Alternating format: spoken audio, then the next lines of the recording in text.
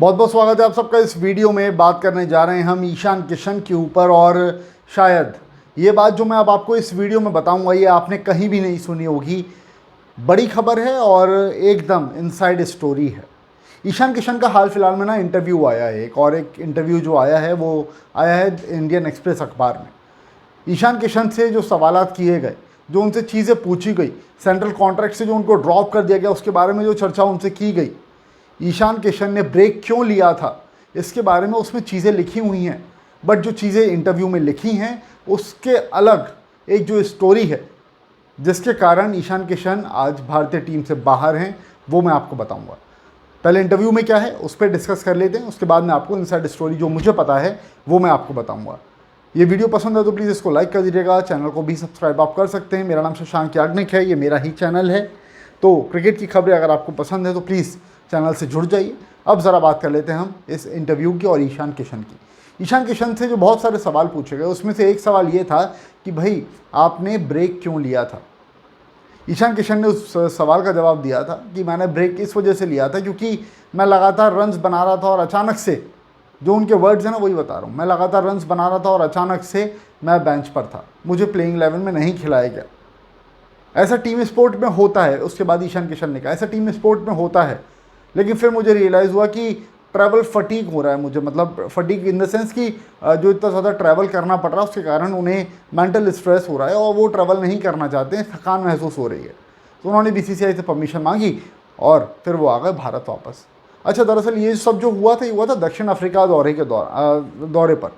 दक्षिण अफ्रीका दौरे पर ईशान किशन थे। उसके बाद ओडीआई टीम में केएल राहुल की वापसी होती है और फिर ईशान किशन को नहीं चुना जाता है। और इसके पीछे की जो खबर है, जो पक्की इन्फॉर्मेशन जो इसके पीछे की है वो क्या है, अब मैं आपको वो बताता हूँ।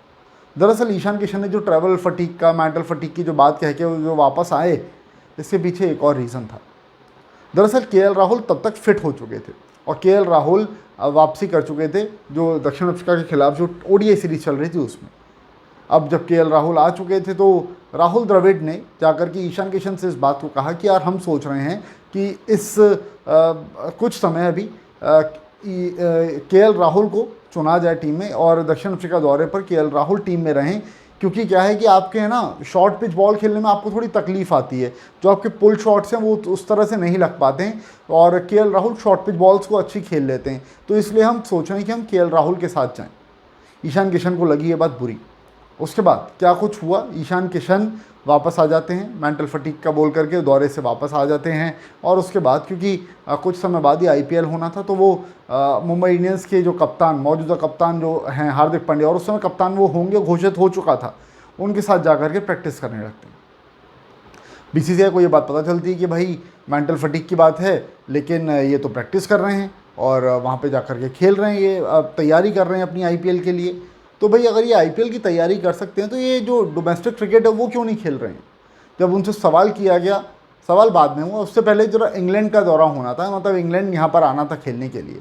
अच्छा, उस सीरीज़ के लिए क्योंकि मेंटल फटीक का बोल के ईशान किशन आए थे दक्षिण अफ्रीका दौरे से, तो बीसीसीआई की ये एक तरीके से ड्यूटी बनती है कि भाई उनसे पूछे कि भाई क्योंकि आप टीम का हिस्सा थे तो इस सीरीज़ में आप खेलेंगे कि नहीं खेलेंगे। बताते हैं राहुल द्रविड़ ने उनको फ़ोन किया, ईशान किशन से पूछा कि भाई इंग्लैंड की सीरीज़ है और आपका क्या स्टेटस है, आप अवेलेबल हैं सिलेक्शन के लिए या नहीं हैं। उनकी तरफ से जवाब पता है क्या आता है, ईशान किशन बोलते हैं कि सर जो आपने मुझे दक्षिण अफ्रीका दौरे में बताया था ना कि मुझे पुल शॉट खेलने में, शॉर्ट पिच बॉल्स खेलने में दिक्कत है, मैं ना उस पर काम कर रहा हूँ और अभी पूरी तरह से वो ठीक नहीं हुई है, तो मैं अभी नहीं खेल पाऊँगा। ये जवाब था एक युवा खिलाड़ी का टीम के हेड कोच को, और वो हेड कोच कौन, राहुल द्रविड़, और टीम के कप्तान कौन, रोहित शर्मा। याद है आपको, उसके बाद नए खिलाड़ियों को चुना गया था, सरफराज को चुना गया था, ध्रुव जुरैल को चुना गया था, ऐसे खिलाड़ियों को चुना गया था। इन्होंने परफॉर्म किया और इंग्लैंड के खिलाफ जीते भी हम। और प्रेस कॉन्फ्रेंस में जो दूसरा टेस्ट था उसके बाद प्रेस कॉन्फ्रेंस जो हुई थी उसमें आकर के रोहित शर्मा ने, दूसरा या उसी टेस्ट सीरीज़ के दौरान की बात है, रोहित शर्मा ने आकर के कह दिया था कि जिन खिलाड़ियों को टेस्ट क्रिकेट नहीं खेलना है, हमें पता है जिन खिलाड़ियों की टेस्ट क्रिकेट प्रायोरिटी नहीं है, टीम मैनेजमेंट को उन खिलाड़ियों की ज़रूरत भी नहीं है। ये बात रोहित शर्मा ने क्लियरली बोल दी थी। और ये सब जो मैं आपको इन्फॉर्मेशन दे रहा हूँ, इस दौरान हुआ ये कि जब टीम ट्रैवल कर रही थी ना, जब टीम जा रही थी अफ़गानिस्तान के सीरीज़ के खिलाफ, जब T20 सीरीज़ में वापसी हो गई थी रोहित शर्मा की, जब मोहाली टीम जा रही थी, तो उस दौरान ना एक बड़े मतलब आप कहेंगे कि फॉर्मर क्रिकेटर से रोहित शर्मा की जो बातचीत हुई है प्लेन के दौरान, प्लेन में ट्रैवल करते समय, ये सब जो सवाल जवाब ईशान किशन के हुए थे, उसके बाद में जो सब बात हुई, जो ट्रैवल फटीग का बोल करके वो आए और फिर वो नहीं खेले डोमेस्टिक क्रिकेट, IPL की तैयारी करने लगे। रोहित शर्मा ने साफ तौर पर कह दिया है कि अब कम से कम 1 साल तक ईशान किशन को मैं टीम में नहीं आने दूंगा। उसके बाद ही सेंट्रल कॉन्ट्रैक्ट से भी ड्रॉप होगा ईशान किशन। तो ये सब जो चीज़ें रहती हैं, ये जो मैं आपको बात बता रहा हूँ, ये एक सीनियर स्पोर्ट्स जर्नलिस्ट हैं अभिषेक त्रिपाठी, दैनिक जागरण अखबार के स्पोर्ट्स एडिटर हैं वो, और उन्होंने इस बात का खुलासा किया था कि यूट्यूब उनका जो चैनल है उसी चैनल के ज़रिए कि ईशान किशन ने राहुल द्रविड़ से ये सब कहा था, और रोहित शर्मा ने फिर ये बात कह दी थी कि अब 1 साल तक कम से कम मैं इसको टीम में नहीं आने दूंगा। तो इस तरीके से कुछ हुआ था, और ईशान किशन बोलते हैं कि मैं बेंच पर था और टीम स्पोर्ट्स में कुछ भी हो सकता है, मैं मेंटल फटीग के वजह से मैं इधर आ गया था, ट्रैवल फटीग मुझे हो रहा था और फिर मैं नहीं खेल पाया था। तो ये उनकी तरफ की कहानी थी, और ये एक्चुअल जो दूसरी तरफ की कहानी थी वो ये थी। मतलब वो कहते हैं ना, हर सिक्के के 2 पहलू होते हैं, तो एक पहलू तो वो जो ईशान किशन ने आपको बताया उस इंटरव्यू में बताया, और दूसरा पहलू वो जो मैंने आपको बताया।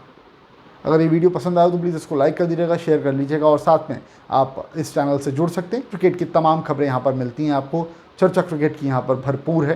तो आपको अगर वीडियो पसंद आया हो तो वाकई चैनल से जुड़ जाइए, और इस वीडियो को लाइक करके आप शेयर भी कर सकते हैं, और कमेंट ज़रूर कीजिएगा कि ये जो स्टोरी है ईशान किशन के बारे में आप क्या सोचते हैं, कमेंट ज़रूर कीजिएगा। Thank you.